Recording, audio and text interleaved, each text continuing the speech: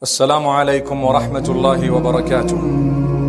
Bismillahir Rahmanir Rahim. We praise Allah subhanahu wa ta'ala. We send blessings and salutations upon Muhammad sallallahu alayhi wa sallam, his household, his companions. We ask Allah subhanahu wa ta'ala to bless them, to bless every one of us, and to grant us every form of goodness. Ameen.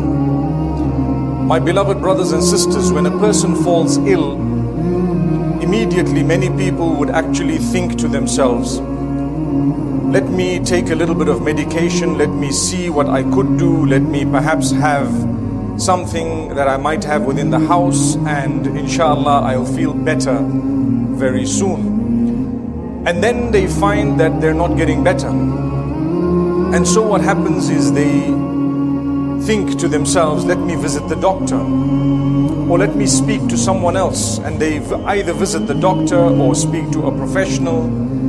And what would happen at that particular time, they feel reassured within themselves when the doctor diagnoses the problem they have and tells them that you need to have this medication or that medication.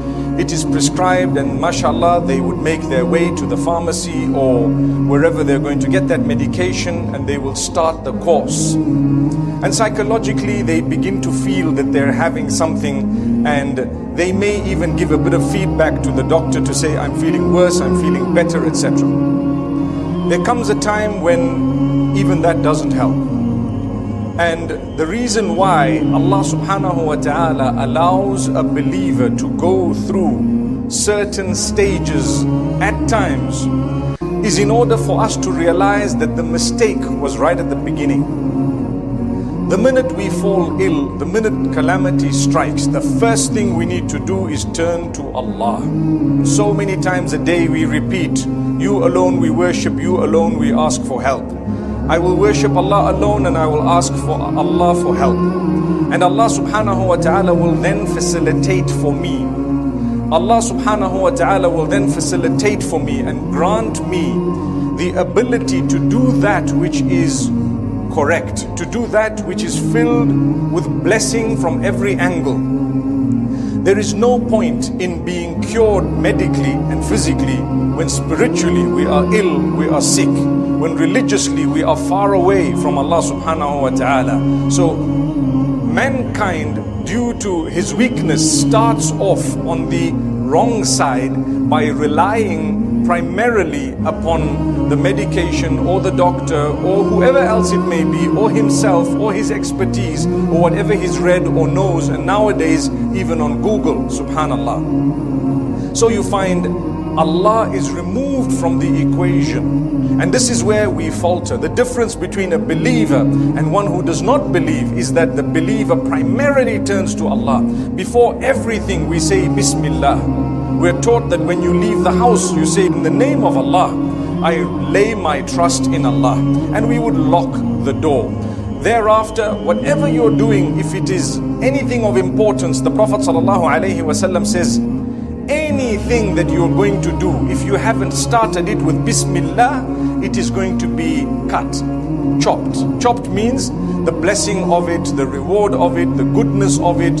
Even if physically you achieved some form of success because you removed Allah from the equation, that was the mistake you made, and therefore the blessing will be snatched away, the goodness is snatched away.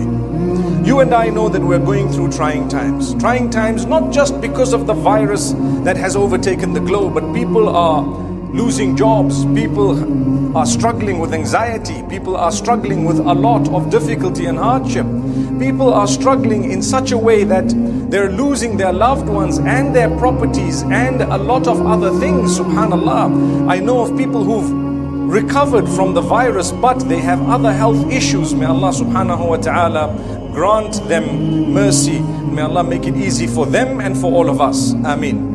We turn to Allah, and Allah at times makes every plan that we have fail because we haven't added Him into the equation and we haven't put Him into it yet.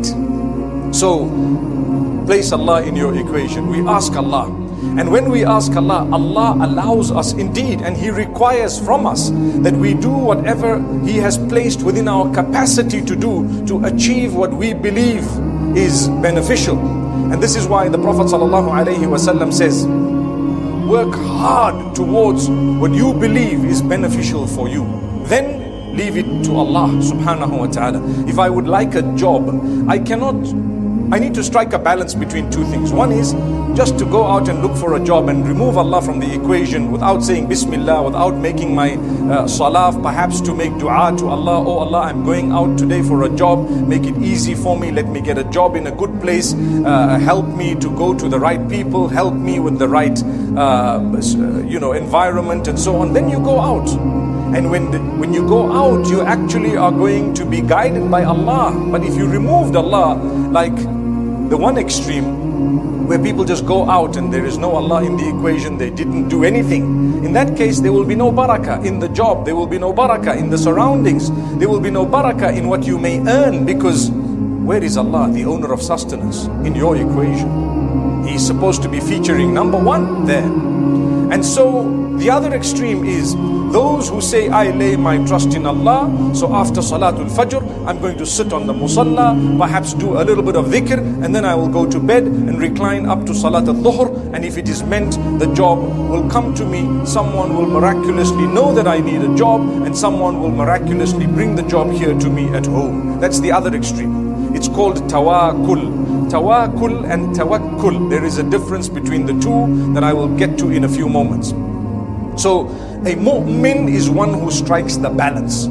Everything we relate it to Allah, and we thank Him for giving us energy, a capacity, a brain, a mind, a system, an environment, a neighborhood, people whom we know or people whom we will get to know, because we will make an effort after we say Bismillah, in the name of Allah.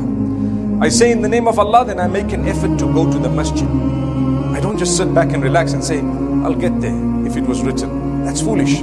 It is said that a man once came to Umar ibn Khattab radiallahu anhu, or he was brought to Umar ibn Khattab as the Amir of the Mu'mineen, and he had stolen, so he was about to be punished. But he was a clever person. He says, Oh Umar, O Amirul Mu'mineen, how can you punish me when it was written that I was going to steal?